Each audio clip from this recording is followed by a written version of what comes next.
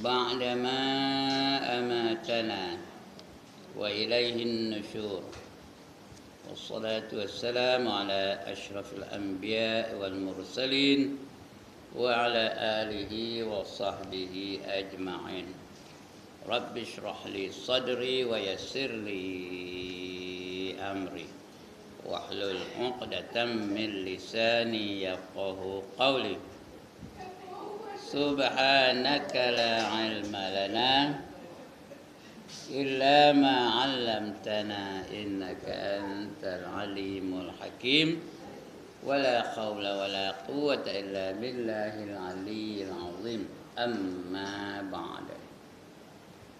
Alhamdulillah, setinggi-tinggi kesyukuran dan pujian kita panjatkan ke hadirat Allah Subhanahu wa taala. Karena pagi ini Allah masih beri kita kesempatan untuk mengharungi kehidupan selanjutnya setelah beberapa tahun kita dihidupkan oleh Allah dalam dunia ini. Hari ini dibaginya peluang kita untuk meneruskan kehidupan. Sampai bila? Entah, tak tahu.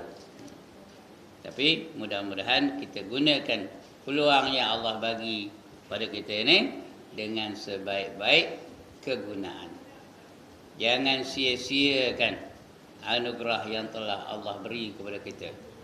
Masa kita, tenaga kita, harta kita, fikiran kita, semualah kita gunakan untuk kebaikan.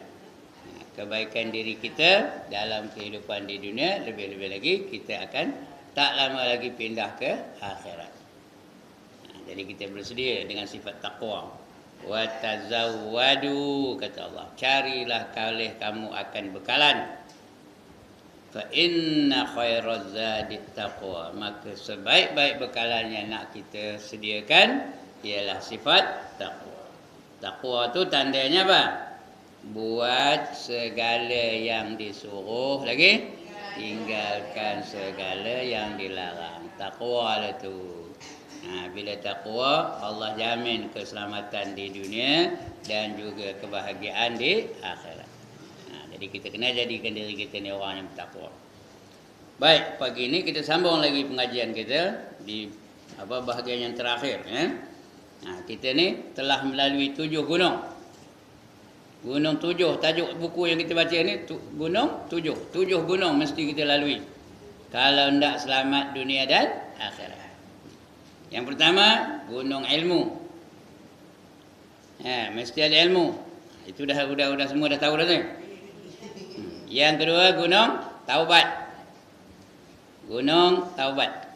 Mesti taubat di atas dosa-dosa kita yang telah kita lakukan. Yang ketiga, gunung halangan. Ada halangan-halangan yang terpaksa kita lalui. Yang keempat, gunung apa? Rintangan. Bukan halangan tapi rintangan, merintang. Halangnya rintang apa ke lain? Mana teruk? Halangan ke rintangan? Halangan lagi teruk. Dia menghalang kita. Merintang ni dia ganggu aja. Halang ni dia menghalang kita daripada menjadi hamba Allah yang sebenar ni. Itu namanya gunung halangan. Dinding lah macam-macam lah. Kalau kita nak ke batu berangkai, dia buat dia dinding setinggi pokok nyor tu, lalu tak menepuhnya. Itu halangan. Rintangan, pokok tumbang lah, itu rintangan. Pokok tumbang lah, parit lah, boleh tak kita lepasi? Kalau kita usaha boleh lah rintangan tu. Tapi halangan payah. Itu rintangan. Yang berapa tadi? Yang keempat. Yang kelima apa? Yang kelima, pembangkit. Pembangkit untuk kita menjadi hamba-hamba Allah. Pembangkit semangat supaya kita menjadi hamba-hamba Allah. Itu namanya dorongan yang mendorong kita, iaitu khauf dan raja. Itu yang kelima. Yang keenam, yang boleh merosakkan ibadah kita, iaitu ujub, riak, takabur dan sebagainya. Yang ketujuh, last sekali, ialah syukur dan alhamdulillah. Kita sedang membicarakan bab syukur ni. Syukur dan alhamdulillah. Alhamdulillah tu syukurlah, lafaznya alhamdulillah. Hati tu kita syukur. Kita sedang baca syukur ni. Mengapa kita kena syukur? Banyak perkara kita kena syukur. Di sini dah kita baca dulu. Mengapa kita kena syukur? Yang pertama, kerana kita diberi iman, beri makrifah. Syukurlah kita kerana kita dipilih Allah untuk dapat makrifah. Kemudian syukur juga kita kerana kita terhindar dari sebarang mudarat, sebarang penyakit, sebarang kekufuran. Dah terhindar kita ni daripada perjuangan yang batil, terhindar daripada sebarang yang boleh membawa kepada mudarat. Lagi yang kecil-kecilnya, apa kita patut syukur? Kerana mempunyai fizikal yang sempurna. Mata boleh tengok, telinga boleh dengar, kaki boleh berjalan, tangan boleh mencapai dan sebagainya. Lidah boleh mengumpat. Ya kan? Lidah boleh mengumpat. Syukur ke tak? Jangan syukur kerana lidah boleh mengumpat. Lidah boleh berzikir. Itu syukur ya. Badan pula sihat. Tak ada penyakit. Macam Kak Ibah boleh pergi ke Bali, boleh datang balik kemari, tak ada sakit pun. Syukurlah tu ya. Kemudian berbagai-bagai kesenangan yang Allah berikan, seperti makanan, minuman, pakaian, harta benda, kenderaan dan sebagainya. Itu kena syukur dengan Allah Taala. Jadi pagi ni kita sambung lagi pembicaraan kita tentang syukur. Lagi apa kita patut syukur? Menjauhkan dari mudarat. Itu dah kita baca tadi. Kemudian menjauhkan kita daripada halangan, macam-macam halangan tu dapat kita lepasi, syukur lagi tu kan. Kemudian dapat taufik pula tu. Boleh datang ngaji. Boleh berjuang. Itu taufik. Kemudian dapat pemeliharaan Allah, itu yang patut kita bersyukur. Dia banyak benar benda yang patut bersyukur. Tapi yang bersyukur tu ramai ke sikit? Sikit kata Allah ya, wa qalilum min ibadiyas syakur. Sikit, sangat sedikit hamba-Ku yang bersyukur.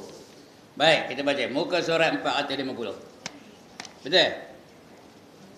451. Okey. Mana? Begitu juga orang-orang yang mendapat nikmat khusus dari Allah, iaitu nikmat agama. Kita ni alhamdulillah lah, ya. Pengajian kedua. Sekalipun. Okey, tak kira lah mana-mana tentang apa. Kita ambil perenggan yang kedua. Sekalipun demikian, perlu kalian. Kalian apa? Kalian apa? Engkome. Perlu engkome tu. Apa yang perlu? Perlu engkome tu ketahui. Kau kena tahu. Apa yang nak tahu?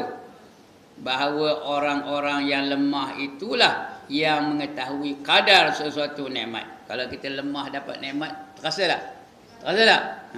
Mata kita tak nampak, tiba-tiba Allah bagi nampak mata. Terasa tak? Terasalah nikmat tu, ya.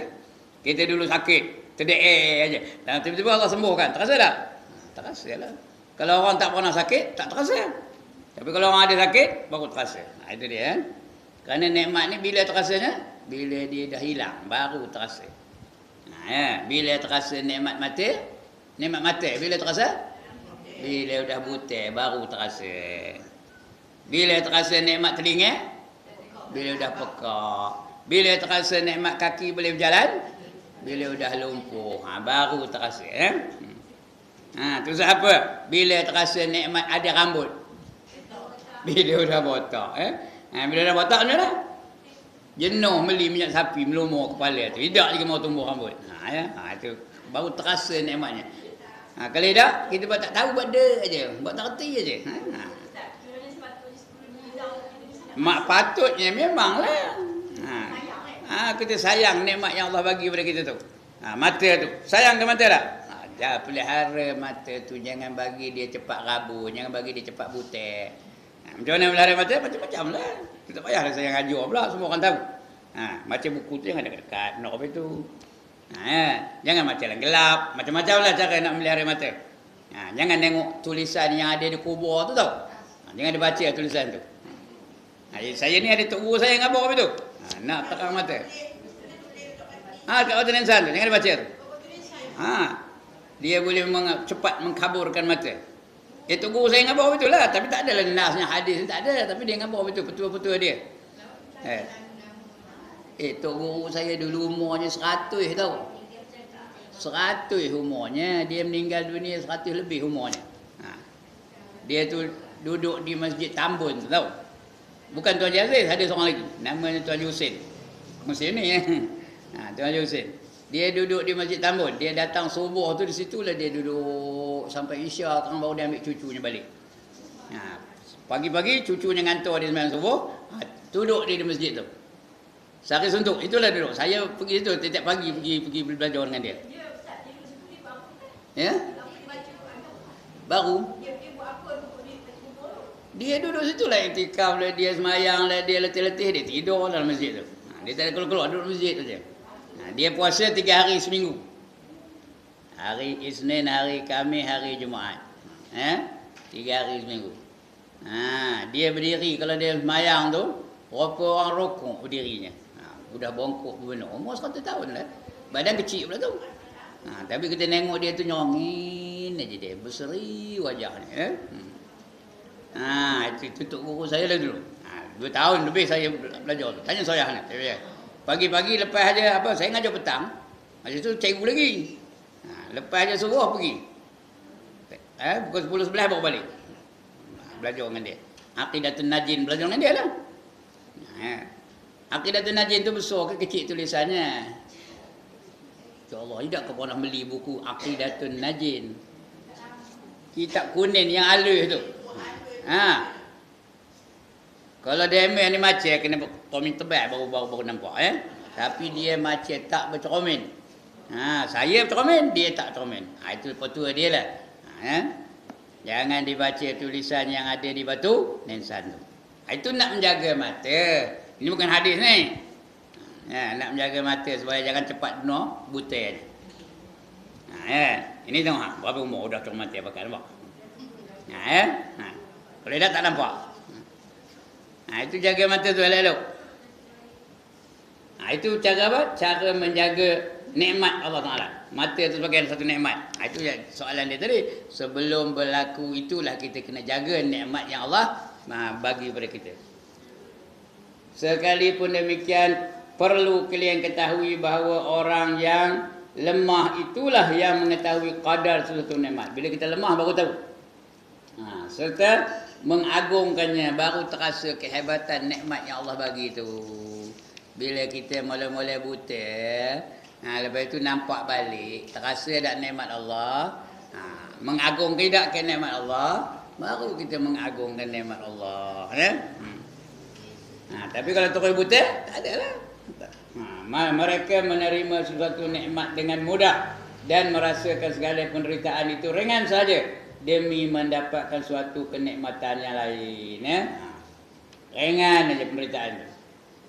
Orang miskin, bila tiba-tiba dapat rezeki banyak, macam terasa tak nikmat itu? Baru terasa nikmatnya. Tapi kalau dia sedia kaya, memang kaya, tokoh ada rumah besar, semua besar belaka, kereta besar, rumah besar, gaji besar, pangkat besar, terasa tak nikmat tu? Terasa lah, tapi tidak begitu prihatin, tidak begitu mengambil perhatian. Pasal dia dah memang siap sedia kaya.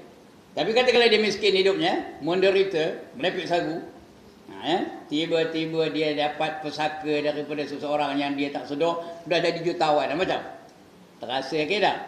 Terasa benar lah nikmat harta benda tu. Begitulah, dia lemah dulu, baru terasa. Hari-hari yang mereka lalui diisi dengan kesyukuran di atas segala nikmat yang diperolehi. Macam dia sakit, terdeek aja, tiba-tiba baik, segar balik. Macam? Barulah terasa nikmat Allah Ta'ala, syukur di atas nikmat Allah Ta'ala. Maka kerana itulah aku ni siapa? Aku ni siapa? Bukan Allah ya. Nanti bukan. Yang betul Allah. Aku melimpahkan segala nikmat dan kemuliaan kepadanya.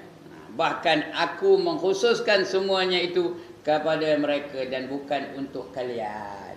Orang-orang yang dapat nikmat tu aku yang bagi. Aku khususkan untuk nikmat, bukan untuk komen. Untuk orang-orang yang Allah bagi nikmat. Siapa? Seperti rasul-rasul, nabi-nabi dan sebagainya. Itu Allah bagi khusus untuk mereka. Begitu juga orang-orang yang mendapat nikmat khusus dari Allah, yaitu nikmat agama kita ni. Syukur tak? Syukur kerana kita ni orang Islam. Kalau tidak macam pergi ke Bali, tahulah mana rupanya. Ya, apa sembah dia mah? Patung. Tiap-tiap depan rumah tu ada lah patung. Asal depan rumah dia tu tiap-tiap rumah ada patung. Itu tempat mereka menyembah tau. Tak. Dema tu memang ahli-ahli kraftangan belaka tu. Dia bukan apa depan rumah tu patung. Lalu aja sembah, lalu aja nyembah. Itu sembahyang dia mah. Ya? Tak sampai apa? Ada, tapi mereka mempertahankan kehinduannya. Bukan tak sampai seru, ada sampai ya. Tapi mereka mempertahankan kehinduan sampai sekarang. Asal dia tu orang Majapahit. Majapahit tu orang apa? Orang Jawa, agama Hindu. Jadi bila kedatangan Islam, kemarahan Islam, mereka mempertahankan kehinduan mereka itu. Sampai sekarang ni mereka lari daripada Jawa tu, lari ke Pulau Bali. Masa tu Pulau Bali tu tak ada orang. Ya? Sekarang ni sikit lah, majoriti dema aja. Lebih kurang 30% saja orang Islam. Yang lain tu semuanya Hindu. Orang Melayu apa tak cantiknya? Orang Melayu memang cantik lah. Orang Jawa tak cantik ke? Cantik ya. Ada orang Jawa dalam ni. Dia tengok cantik ke tak? Orang Melayu. Bukan orang negro je dah tebal bibir dia. Ini orang Melayu. Itulah Jadi kita ni bersyukurlah kerana kita dapat nikmat Islam. Kita kenal Tuhan. Kita menyembah Allah yang sebenarnya. Yang patut kita sembah hanya Allah. Itu yang kita sembah. Alhamdulillah. Kalau tidak, apa kita sembah? Patung. Berhala. Batu yang kita sembah. Binatang yang kita sembah. Sebab orang Melayu ni memang mudah terpengaruh dengan anasir-anasir asing. Tapi Alhamdulillah kita hanya terpengaruh dengan Islam. Setelah itu tak ada terpengaruh lagi dengan agama-agama lain. Ada tak agama lain datang menyerang orang Melayu? Ada. Kristian datang. Tapi orang Melayu tak ada masuk Kristian pun. Itu dia. Jadi syukur kita ni. Kerana kita dapat nikmat agama. Iaitu dari Allah. Ilmu. Lagipun dapat nikmat ilmu. Alhamdulillah kita ni pencinta majlis ilmu. Dapat kita ilmu. Sekurang-kurangnya yang asas-asas tu kita tahu ya. Ilmu maupun amal. Lagipun nak beramal dengan ilmu tu. Senang kita beramal dengan ilmu. Tapi orang yang Allah bagi anugerah mudah baginya untuk beramal ada ilmu diamalkannya. Di situ jelas menunjukkan bahawa mereka sangat mengetahui kadar sesuatu nikmat. Kalau kita amalkan ilmu yang ada pada kita tu, ketika kita sedarlah nikmat yang Allah bagi itu. Kita syukur dengan nikmat Allah Ta'ala. Mengetahui kadar suatu nikmat amat mengagungkannya. Mengagungkan nikmat itu. Patutnya mengagungkan Allah lah tu ya. Mengagungkan Allah yang beri nikmat kepada kita.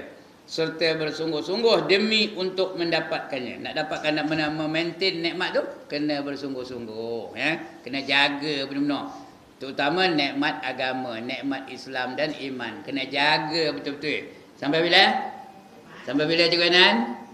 Sampai padam nak dijaga iman dan Islam ya.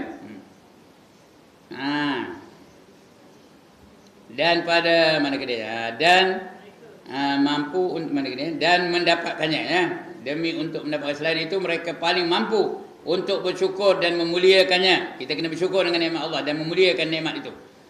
Dan Allah yang patutnya kita muliakan kerana Allah yang beri kita nikmat ya. Apabila penggabungan terhadap agama dan ilmu pada hati seorang awam sama dengan apa yang dilakukan oleh para ulama, maka mustahil mereka memilih pasar dan meninggalkan ibadah. Sudah kita tahu amal, kita amalkan apa yang kita tahu. Tiap-tiap hari kita kena berzikir, tiap-tiap hari kita kena memuji Allah Ta'ala, kena tahmid, kena tahlil, tidak ke saja-saja nak berjalan ke pasar. Saja-saja nak pergi pasar, tidak ke? Kenapa tak nak? Kerana di pasar tu tempat berkumpulnya segala maksiat-maksiat. Jadi kalau perlu bukan salah pergi pasar tu. Tapi saja-saja nak ke pasar boleh ke? Tak ada ya. Kita akan di rumah lagi baik. Boleh berzikir, boleh semayang, boleh baca Quran, boleh wirid, boleh istighfar, boleh selawat dan sebagainya. Ya. Boleh masak apa sajalah untuk kebaikan. Kalau di pasar apa dapat? Tak dapat apa-apa. Yang dapat maksiat je. Jumpa geng-geng lama-lama udah bersembang. Anu. Nyudahnya teringatkan seorang. Udah anu ngata orang tu pula. Itu dia. Mustahil mereka memilih pasar dan meninggalkan ibadah. Tetapi pasti mereka meninggalkan pasar dan perniagaannya dengan mudah sekali. Kalau ada pertembungan antara dunia dan akhirat, kita pilih yang mana? Pilih akhirat. Tinggalkan dunia itu. Kerana dunia ni menipu daya. Itu orang bersyukur. Orang yang inabat. Orang yang inabat. Dia hendakkan Allah saja kepada Allah. Sungguh-sungguh dia bertaat kepada Allah Ta'ala. Bersungguh-sungguh sentiasa menjaga diri. Memelihara nafsu syahwat. Nafsunya dipelihara. Bukan dibunuh ya. Dipelihara. Apa galaunya? Dikawal. Nafsu tu dikawal. Jangan dibunuh.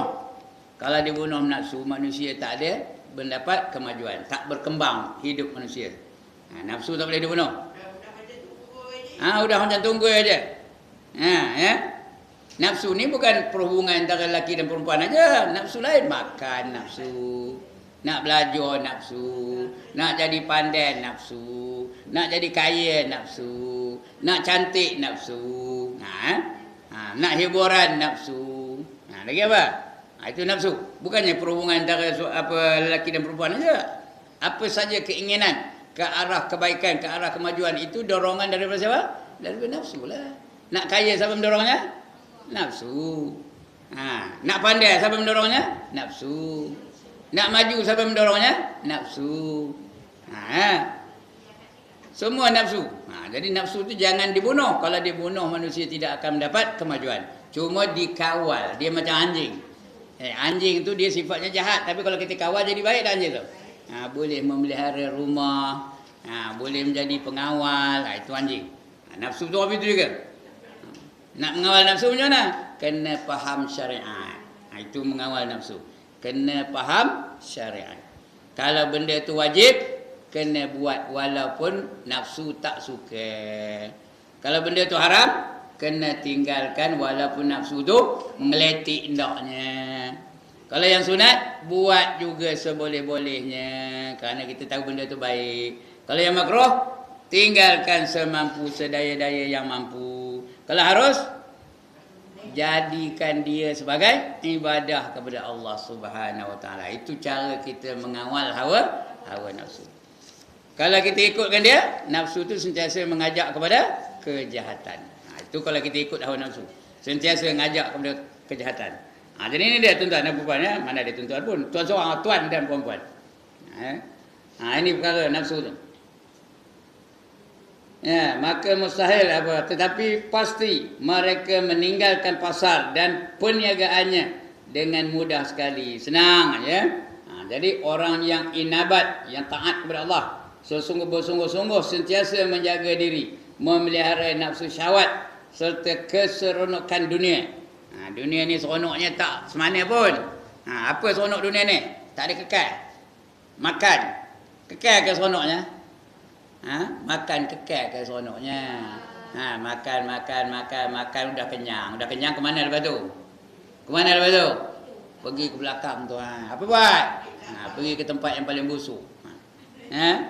Mula makan sedap, terus pergi ke tempat yang busuk. Tidak ke iya ke tidak ni? Itu nafsu. Dunia ni, itu dunia. Apa saja dia tidak kekal nikmatnya.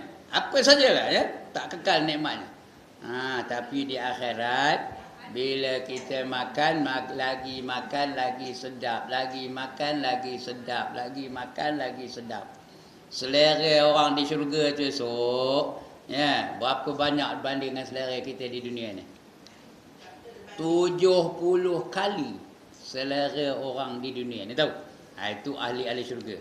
Kalau dalam dunia ni kita makan 3 pinggan, di syurga esok berapa pinggan makan? 210 pinggan.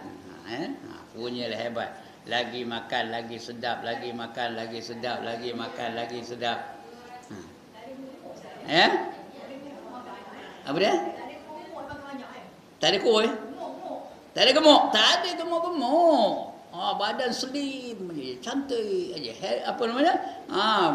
Hebat je badannya. Tak ada payah exercise apa pun dah. Ya? Elok aja badan, sihat je, tak ada darah tinggi, tak ada kencing manis, tak ada gout, tak ada lemah jantung, apa pun dah.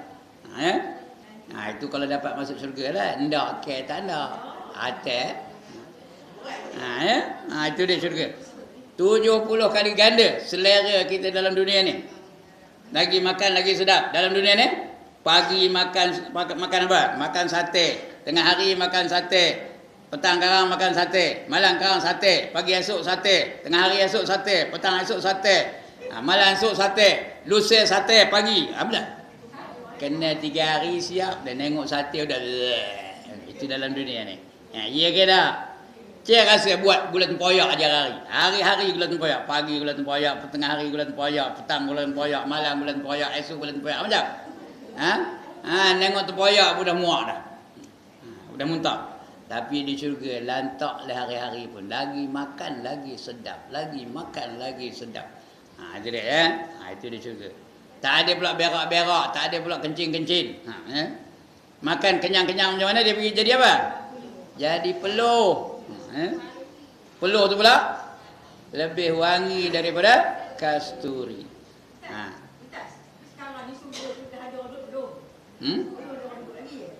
Syurga. Nabi Muhammad yang pertama duduk syurga. Udah ke belum ada orang duduk syurga? Ada tak orang duduk syurga? Tak ada. Nabi Muhammad belum lagi. Dia lepas kiamat esok barulah ada orang. Udah selesai semua apa namanya? Semua proses-proses tu baru dapat masuk ke dalam syurga. Last kali apa? Proses-proses apa last kali? Cik mana? Apa last kali? Apa dah? Meniti Siratal mustaqim. Apa dia? Syurga itu dah ada. Nabi dah ada masuk. Nabi Idris kan, kita cerita Nabi Idris kan belum. Dia dah masuk syurga. Betul? Betul? Nak keluar dah sampai tak nak keluar. Jenuh malaikat maut panggil je. Marilah dereh kata malaikat maut. Tak tersiar katanya. Aku nak duduk dalam syurga ni kata. Mengadu malaikat maut kepada Allah. Lalu Allah kata, memang kamu tak boleh duduk dalam syurga sekarang ni kata. Jadi oleh kerana kamu ni orang yang soleh, orang yang taat kepada aku benarkan kamu jangan balik ke dunia. Jadi kamu tinggal di langit. Tunggulah masa hari kiamat esok, bolehlah kamu duduk di syurga. Sekarang ada di mana? Nabi Idris. Di mana? Di langit. Langit yang keberapa? Langit yang keberapa? Yang keempat. Betul ya? Langit yang keempat. Itu Nabi Idris.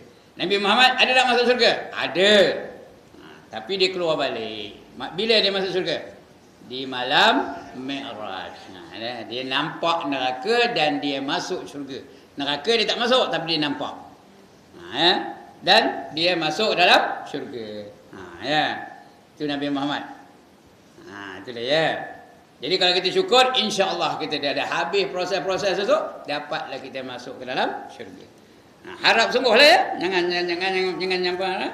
Jangan cincang-cincang aja. Boleh lah. Memang ada doa itu pun. Ada orang doa, ya Allah masuk pelakon neraka ada. Ini harus ya. Tak berdoa pun kalau nak Allah masuk dalam neraka boleh tak? Boleh. Ini pula dia berdoa saja nak masuk dalam neraka. Ini harus. Minta pula. Baik. Ya.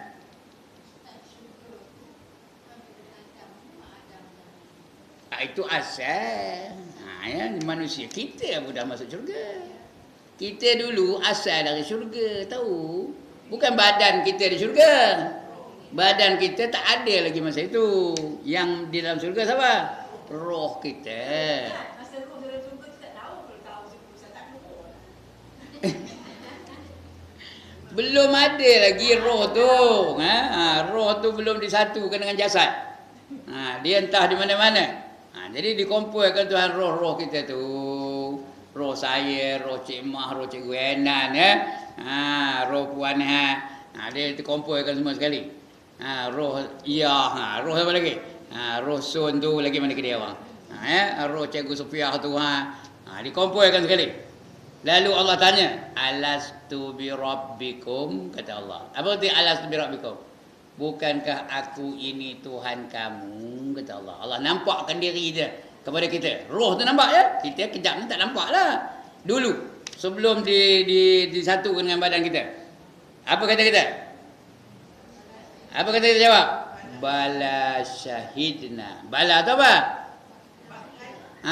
Bahkan. Bahkan tu bala. Cakap peraknya apa? Bala.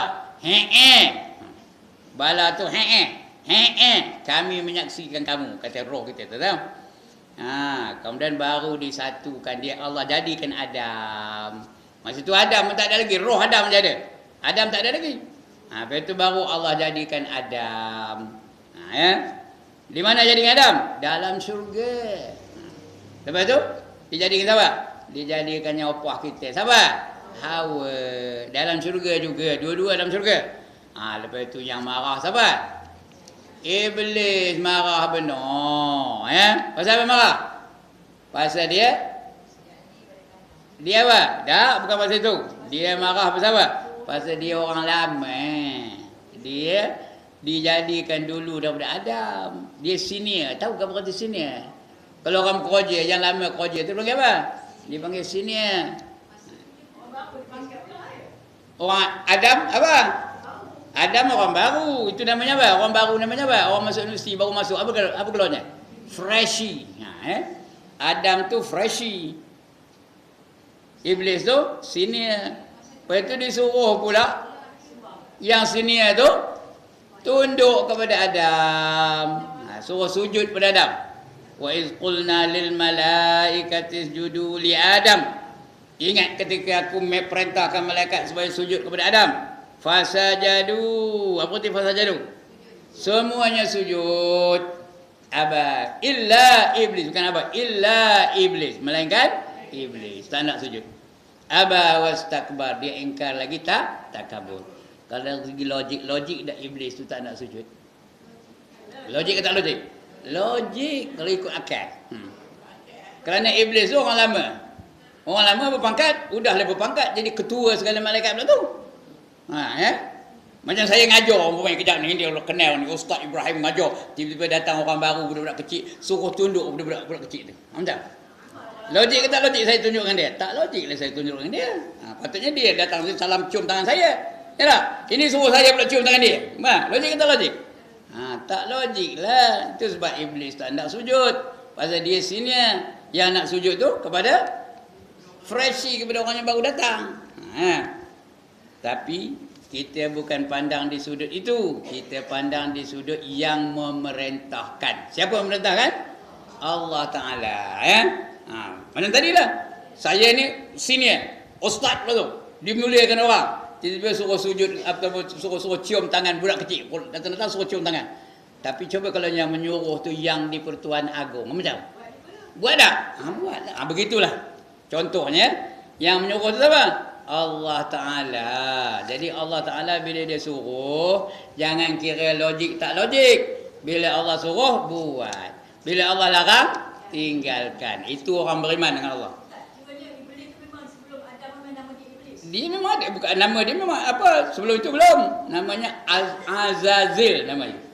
Azazil pun nama dia. Lagi apa? Abid pun nama dia. Tahu Abid? Ahli ibadah. Syahid nama dia, sentiasa menyaksikan Allah Ta'ala. Lagi Sajid, sentiasa sujud pada Allah Ta'ala. Tak ada rokik. Tapi rupanya dalam sebelum itu dia ada rasa takabur dalam hatinya. Saya dah cerita di sini, Ada tak saya cerita? Macam mana takabburnya iblis tu? Sebelum kejadian dengan Adam tu, macam takabur dia? Ya Allah, demen ni. Kemana demen masa saya cerita ke tu? Tidak.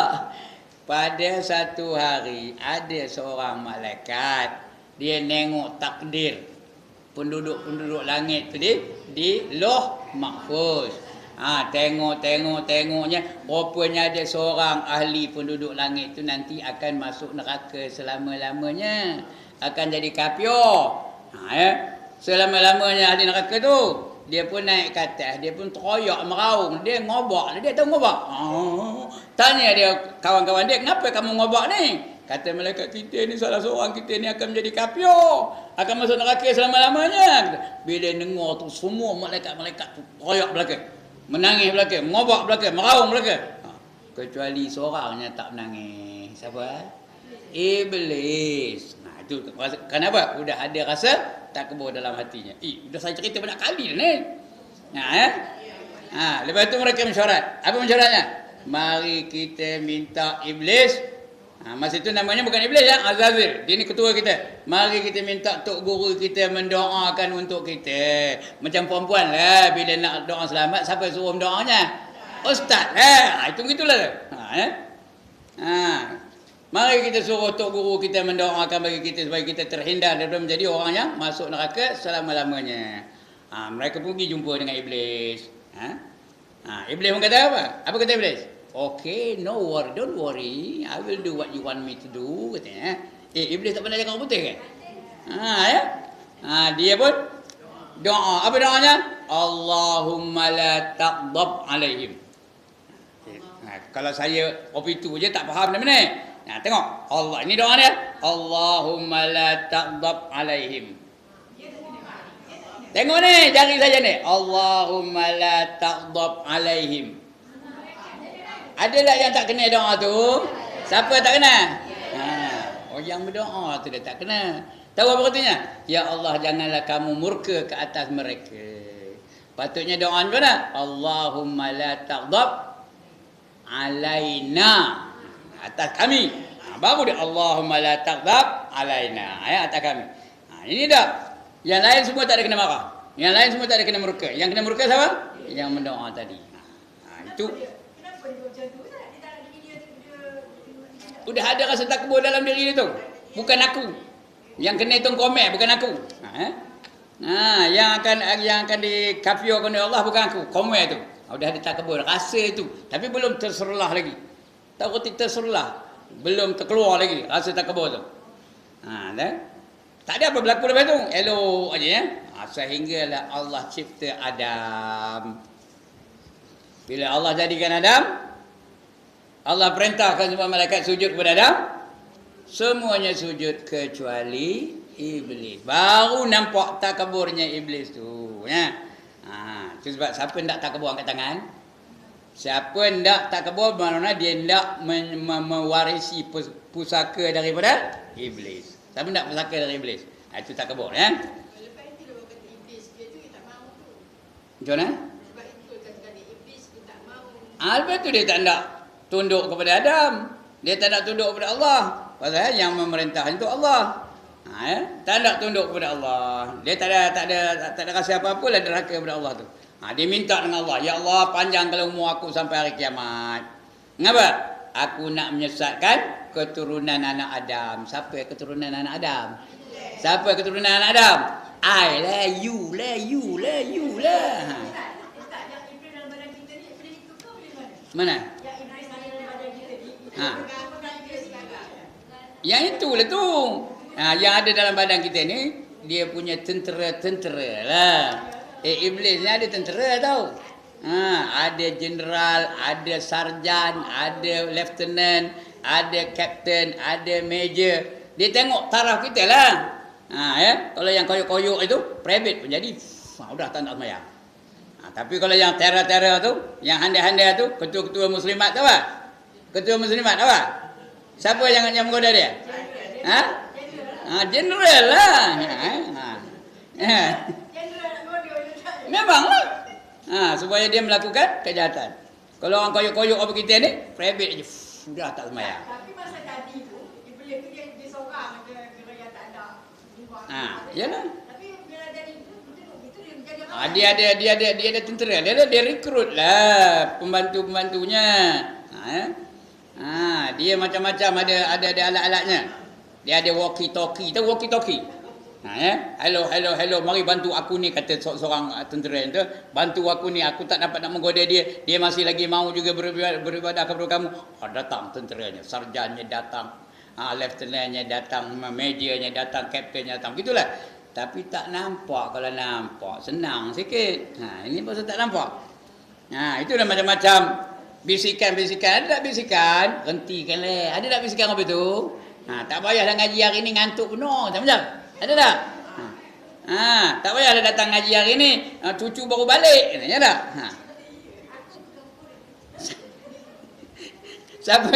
Siapa yang memujuk tu? Siapa yang membisikkan tu? Tentera-tentera dia lah. Dia bisik bukan ke telinga kita, dia bisik di mana? Di hati kita. Terasa di hati aja. Bila malas tu dia lah tu. Dia lah tu. Ya. Nak bangkit subuh tu nantilah dulu. Dia lah tu. Ya. Tapi kadang-kadang dia berlawan dengan malaikat tu. Bangkit kata malaikat tu. Nanti kata dia. Bangkit kata malaikat. Nanti. Kalau kita bangkit, siapa menang? Malaikat dah menang. Itu yang nak lawan tu.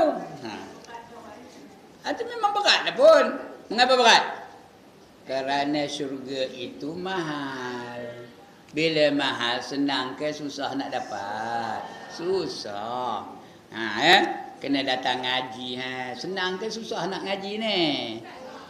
Senang ke susah nak ngaji ni? Susah buat lah.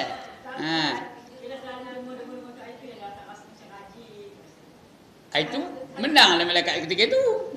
Kalau rasa kalau rajin tu menanglah malaikat ketika itu. Memang turun naik. Kadang-kadang malaikat menang, kadang-kadang iblis menang, kadang-kadang malaikat menang. Macam tu, tak tentulah. Malaikat nampaklah dia tu makhluk gaib. Makhluk gaib nampaklah makhluk gaib. Yang tak nampak kita. Malaikat pun tak nampak, iblis pun tak nampak. Okey, udah. Ini cerita iblis tadi. Ia merupakan suatu nikmat yang sungguh besar. Apa nikmat tadi? Iaitu boleh melawan, memelihara hawa nafsu. Ia merupakan suatu nikmat yang sungguh besar. Maka segala penderitaan yang dialami tidak membawa sebarang arti. Sesungguhnya Allah Maha mengetahui, Maha bijak, lagi Maha pengasih. Kemudian Allah boleh saja menghilangkan nikmat seseorang. Bila Allah nak hilangkan nikmat, boleh tak? Boleh. Anytime. Menghilangkan nikmat seseorang. Lantaran orang itu tidak mengetahui kadarnya. Kerana dia tak tahu kadarnya. Had mana. Berapa lama dia dapat nikmat tu tak tahu. Dapat nikmat mata tu. Tak tahu berapa lama. Boleh tak Allah serta-merta butakan dia? Boleh. Dia datangnya kilat ke apa. Dah tak nampak lagi dah. Ataupun dia accident kan dia dah buta mata tu. Ataupun dia ada penyakit. Masuk hospital keluar-keluar dah buta. Ingat dulu. Tok Siap masjid tu. Tahir Allah raham. Mula duduk nampak je. Lepas tu dah tak nampak. Dengar suara aja. Sampai dia meninggal dunia keadaannya. Kerana itu Allah dah tarik balik nikmat dia. Bukan dia tentu apa salah. Tak payah apa salah. Bukan Allah nak tarik bila-bila. Allah bukan nanti sebab baru nak tariknya. Bukan sebab dia kufur dengan nikmat baru Allah tarik. Tak ada. Kadang-kadang orang yang rajin pun ditarik Allah Ta'ala juga. Kerana itu semua hak Allah Ta'ala. Dia boleh tarik bila-bila masa saja yang dia kehendaki. Itu nikmat. Jadi kita itu yang kita takut tu. Takut bila-bila masa ditarik Allah nikmat kita. Terus apa tak ada. Udah. Mata tak nampak, telinga tak dengar, kaki tak boleh berjalan. Lebih-lebih lagi kalau ditariknya nyawa kita lagilah. Hidup dah tak ada lagi dah. Kenapa kita tak tahu qadarnya? Tak ada siapa yang tahu qadar nikmat tu pun. Iaitu orang yang tidak pernah bersyukur di atas nikmat yang diperolehi. Tiba-tiba Allah tarik nikmat itu. Barulah dia sedar. Barulah dia terasa. Barulah dia menyesal. Firman Allah Ta'ala.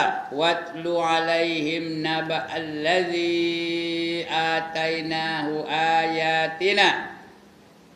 Fansalakha minha fa'atba'ahu syaitanu fakana minal ghawin. Walau syi'na la rafa'nahu biha. Surah apa? Al-A'raf ayat 7. Kemudian apa? Muka surat ayat Itu surah nombor 7 ayat 175 hingga 176. Al-A'raf ni surah nombor 7. Kalau nak cari nombornya, nombor surahnya Al-A'raf tu nombor 7. Ayatnya 175 dan 176. Dan bacakanlah kepada mereka wahai Muhammad. Allah suruh bacakan suratul A'raf ni kepada orang kafir tu. Khabar berita seorang yang kami beri kepadanya pengetahuan mengenai ayat-ayat kami. Kabarkan tentang ayat-ayat kami yang dapat dalam kitab Taurat, kitab Injil, kitab Zabur dan kitab Quran. Kemudian ia menjadikan dirinya terkeluar dari mematuhinya, tak hendak mematuhinya, tak hendak taat kepadanya. Lalu ia diikuti oleh syaitan. Yang menyebabkan dia tak hendak tu apa? Syaitan. Iblis tadi lah. Syaitan tu makhluk yang membantu iblis lah. Iblis tu lain, ketuanya iblis. Untuk syaitan-syaitan banyak. Itu dalam Quran ada sebut syayatin, ada tak? Syayatin tu plural. Tahu plural? Ramai. Kalau seorang, syaitan. Kalau ramai, syayatin. Innal mubazzirina kanu ikhwanas syayatin. Ada jumpa ayat terang. Sesungguhnya orang yang mubazir itu, sahabat-sahabatnya ialah para-para syaitan. Itu dia. Itu lalu ia diikuti oleh syaitan dengan godaan-godaannya, maka menjadilah ia dari seorang yang sesat. Bila digoda syaitan, sesatlah dia. Sesat apa? Akidahnya sesat, ibadahnya sesat, akhlaknya sesat. Sesat. Dan kalau kami kehendaki, nescaya kami tinggikan pangkatnya dengan sebab mengamalkan ayat-ayat itu. Kalau Allah kehendaki, Allah tinggikan pangkatnya. Jadi dia orang yang soleh. Jadi dia orang yang bertakwa. Jadi dia orang yang menjadi wali kepada Allah Subhanahu Wa Taala. Itu terserah kepada Allah. Nak meninggikan atau nak merendahkan pangkat seseorang itu, Allah saja yang menentukannya. Baik, maka firman yang di atas ialah Allah telah memberikan nikmat kepada Bal'am bin Ba'urah. Bal'am bin Ba'urah. Bal'am bin Ba'urah. Ini siapa ni? Bal'am bin Ba'urah ni. Ini berlaku di zaman Nabi Musa AS. Dengan nikmat-nikmat besar dan kebaikan dalam masalah agama. Iaitu diperkenankan mendapat ilmu. Orangnya alim. Banyak ilmu Bal'am ni. Doanya dikabulkan oleh Allah Ta'ala. Asal minta aja dia kabul. Asal minta kena kabul. Asal minta dia kabul. Banyak ilmu. Rutbah dan manzilah. Rutbah tu artinya ketaatan. Dan manzilah mengikut aja apa saja yang tinggi. Manzilah tu artinya komitmen yang tinggi. Sehingga dia dipandang mulia oleh Allah Subhanahu Wa Ta'ala. Akan tetapi dia tidak mengetahui kadar nikmat yang diberikan oleh Allah, bahkan cenderung kepada dunia yang hina dan rendah. Dunia ni hina lagi rendah serta menuruti kemahuan syahwatnya. Dia tidak menyadari bahawa nikmat dunia sebesar mana pun tidak akan boleh menandingi nikmat agama walaupun kecil sekalipun. Ia diumpamakan seperti anjing yang tidak menghormati tuannya. Kita ni betul dah. Tuannya siapa? Allah Ta'ala. Kita ni macam anjing lah, tidak menghormati tuan kita, iaitu Allah Ta'ala. Dan tidak mahu diberi keuntungan dan kesenangan, walaupun dah tahu ini, kalau buat ini dapat untung, buat ini dapat untung, kalau kau sembahyang dapat untung, kalau puasa dapat untung, kalau menutup aurat dapat untung, tapi nehen juga, tak nak juga. Malah ia tidak pandai membezakan antara hormat dan hina, atau sengsara atau tinggi dan mulia martabatnya. Tak ada heran. Begitulah Bal'am. Dia tidak menyedari semua itu. Mata hatinya telah tertutup hingga dia berpaling dari Allah, sampai dia jadi orang yang derhaka kepada Allah. Kerana terlalai dengan kesenangan dunia, maka dengan kehendaknya Allah Subhanahu Wa Taala menghilangkan semua nikmat dirinya. Tidak berkecuali, tidak terkecuali karamah dan makrifatnya. Karamah apa? Minta dapat itu karamah lah. Dan makrifat apa? Pengenalan dia terhadap Allah.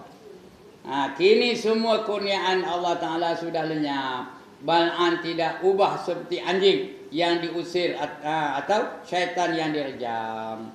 Itu cerita Bal'am bin Ba'urah. Ba'urah. Ada setengah tempat tu Ba'urah, ada tam merbutah hujung. Ini dah Ba'urah je ni. Bal'am bin Ba'ura. Dia ni mendoa. Ya, disuruh dibagi upah didoakan Nabi Musa supaya sesat. Maka 40 tahun Nabi Musa sesat di padang pasir apa? Apa nama padang pasirnya? Tih. Tayaha Tih. Padang pasir Tih. 40 tahun lamanya. Di atas doa. Doa Bal'am bin Ba'ura ni tadi. 40 tahun. Allah kabulkan doa dia. Tapi Nabi Musa pun Nabi, Rasul. Dia pun berdoa juga. Sesatkanlah Bal'am bin Ba'ura. Sesat sampai dia mati. Keadaan mati dia keadaan kafir. Itu ceritanya.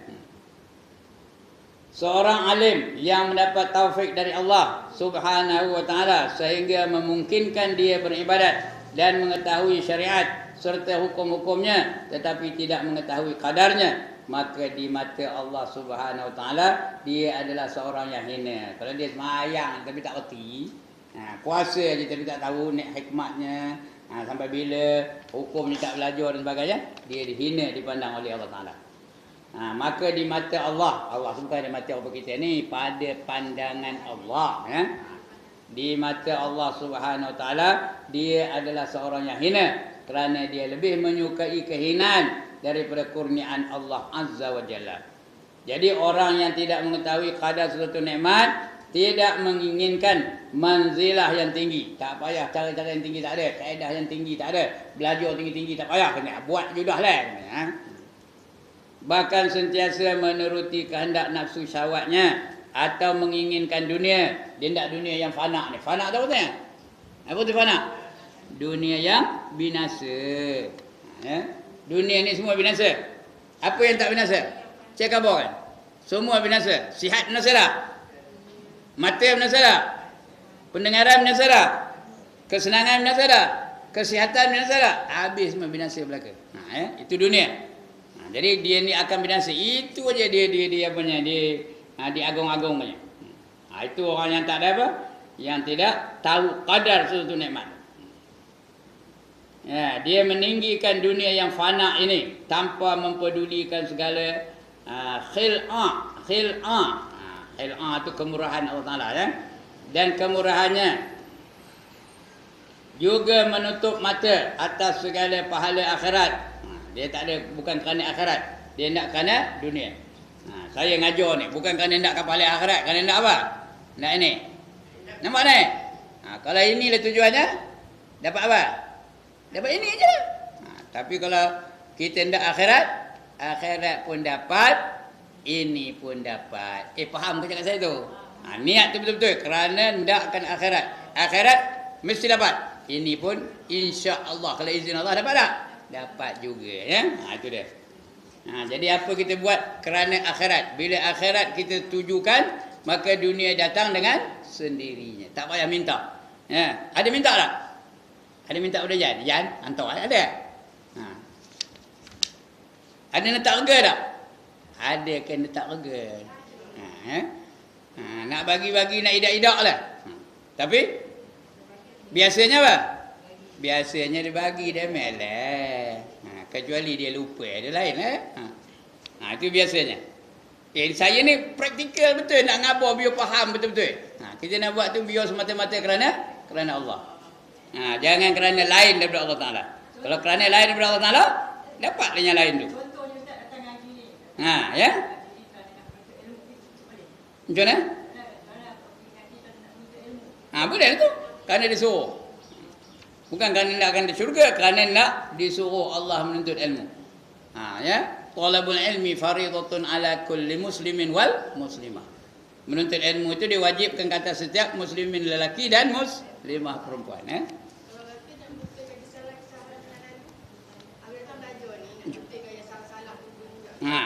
Bolehlah. Bolehlah juga. Banyak niat boleh tak? Boleh. Ngapa datang ngaji? Yang pertama, ngaji itu wajib. Boleh tak kerana itu? Boleh.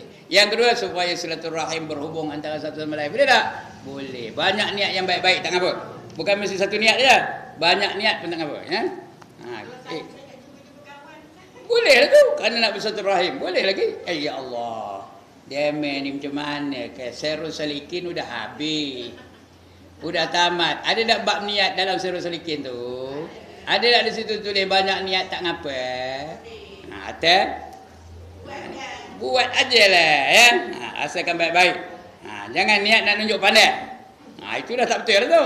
Jangan niat dia tahu doang. Dia kata orang aku ni rajin benar. Itu dah tak salah namanya.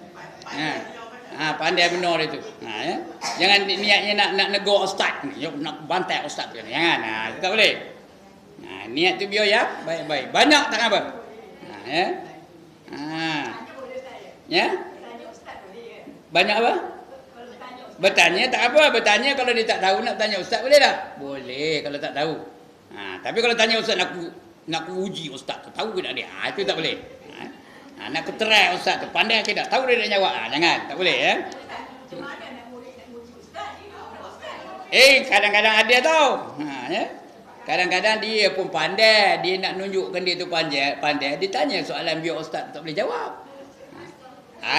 Saya ni dah kutang ajar tau. Kalau dia betul-betul kerana nak tahu, tak ngapalah. Memang suruh mau begitu.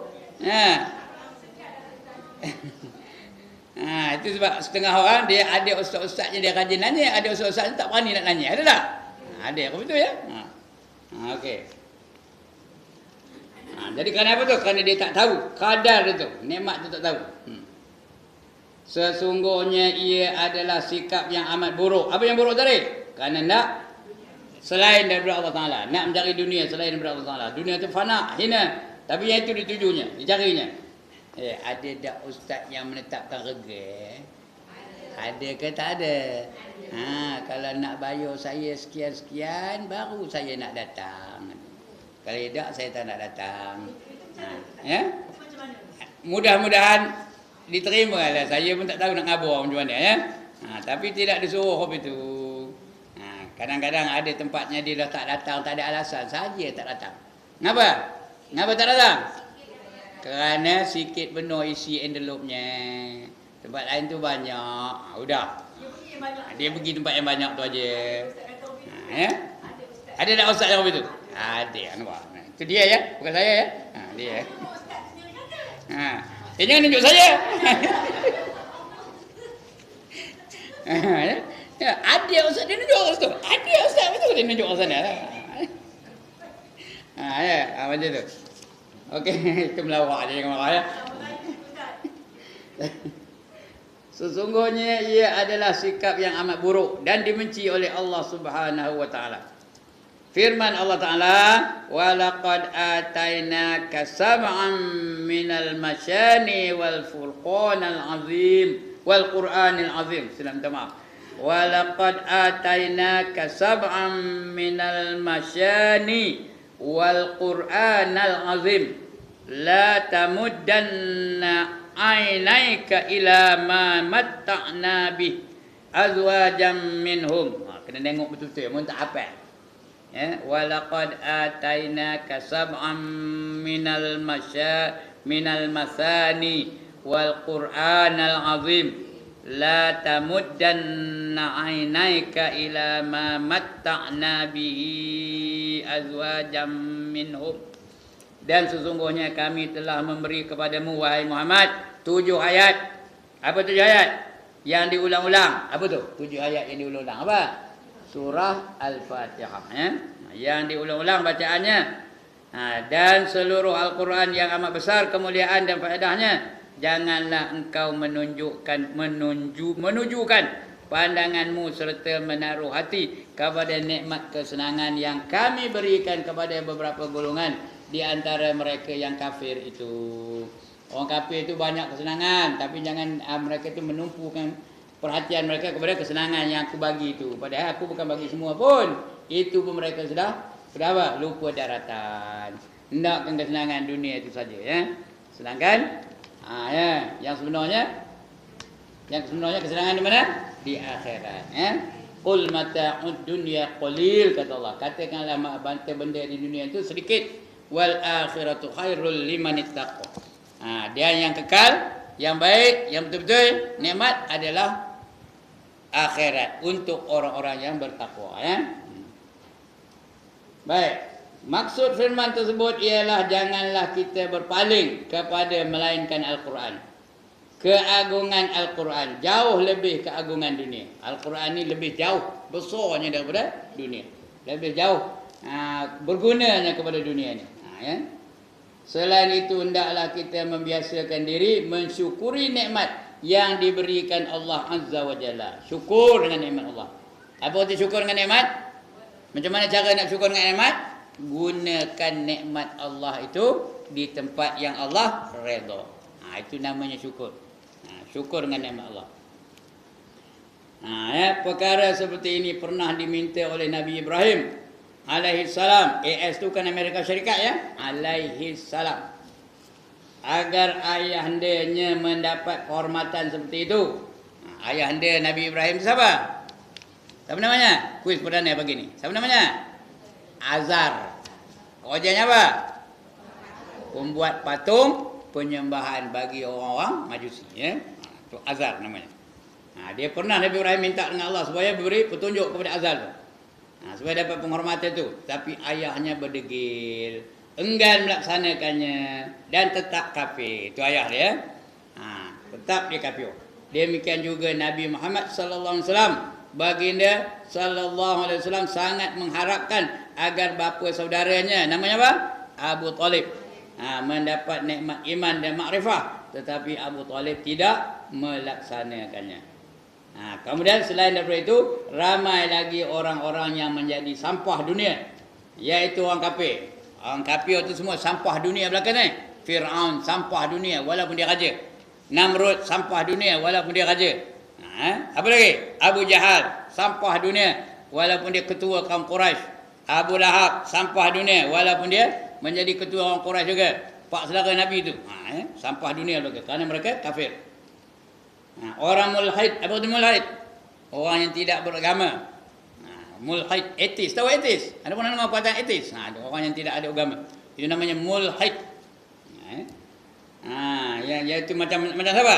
Macam Bloody Full Putin. Tahu? Ada tak orang nama Bloody Full Putin? Putin. Bukan Putin susu. Itu mulhid itu. Dia tidak beragama. Komunis. Sosialis. Itu mulhid namanya. Yang tidak percaya adanya Allah Subhanahu Wa Taala. Kemudian kafir zindik. Zindik kenapa? Dia kafir tapi tak sedar dia kafir. Ada tak orang begitu? Dia kafir tapi tak sedar dia kafir. Kata Imam Malik, man tasawwafa wa lam yatafaqqaha fa huwa zindiqun, kata Imam Malik. Siapa yang bertasawuf saja tapi tidak berfiqh, dia adalah zindik. Apa tu zindik? Kafir tak sedar. Andai kita tasawuf je, hati kena jaga, yang komen mayang tu kulit aja, itu zindik. Ada tak orang begitu? Yang komen mayang tunduk bangkit tu kulit aja. Kita bukan tak kulit, kita nak isi. Siapa nak isi aja tak nak kulit, angkat tangan. Siapa nak isi aja tak nak kulit, angkat tangan. Iyalah, siapa nak angkat tangan? Ada tak benda isi aja tak ada kulit? Ada tak? Tengok belakang tu. Tapi nak seluk dapat isi aja. Pergi belakang tu. Ada bilik, 2 bilik kan, salah satu tu pergi seluk tangan tu. Dapat isi aja, kulit tak ada. Nak kan? Apa bendanya? Tai. Itu isi aja tak ada kulit. Kita ndakkan isi, kena kupas kulitnya baru dapat isi. Ya ke dah. Tapi ada orang ndak isi aja tak nak kulit. Ada, itu zindik namanya. Itulah dia. Itu namanya zindik. Kerana dia nak bertasawuf je, dia kira hati je, semayang hidak, puasa hidak, nutup aurat hidak. Dia nak zikir je, bila dah zikir-zikir tu dia rasa ahli syurga dah. Semayang tak payah. Ada tak apa itu? Ada tak golongan-golongan apa itu? Tak payah semayang? Ada pula ajaran baru hari ni, Millah Abraham katanya. Cara hidup Abraham katanya. Ibrahim tu, tapi dia ngeluar dari dia Abraham. Banyak pula pengikut tu. Itu dia. Itu namanya zindiknya. Fasik, orang yang melakukan dosa. Itu fasik. Dan sebagainya. Mereka adalah makhluk paling rendah dan hina di sisi Allah. Di sisi Allah Ta'ala.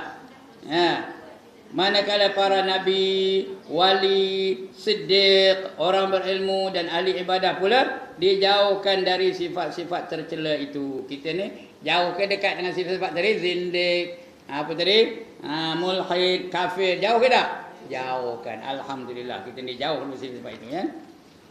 Sifat-sifat yang tercela itu kerana mereka ini adalah kekasih Allah Subhanahu wa taala. Sayangkan Allah tak? Hendakkah Allah tu jadi kekasih kita? Hendak. Okey, itulah dia. Kita kekasih Allah Subhanahu wa taala. Subhanahu, apa arti subhanahu? Maha suci dia. Wa dan taala amat tinggi. Apa tinggi? Tinggi macam pokoknya. Apa tinggi? Darjatnya. Subhanahu wa ta'ala. Kadang-kadang kita sebut je tapi tak kerti maknanya. Subhana apa? Maha suci. Hu tu apa? Dia. Maha suci dia. Okay? Wa tu apa? Dan. Ta'ala amat tinggi. Darjatnya tinggi ya. Melimpahkan kurniaannya kepada hambanya yang tulus dan ikhlas di dalam mempertahankan diri kepadanya. Ngapa panjang mana tu? Udahlah tu ya. InsyaAllah kita akan sambung lagi akan datang. Tentang firman Allah, perintah Allah kepada Nabi Musa Nabi Harun dan Nabi Harun. Itu Allah akan kita baca akan datang insya-Allah.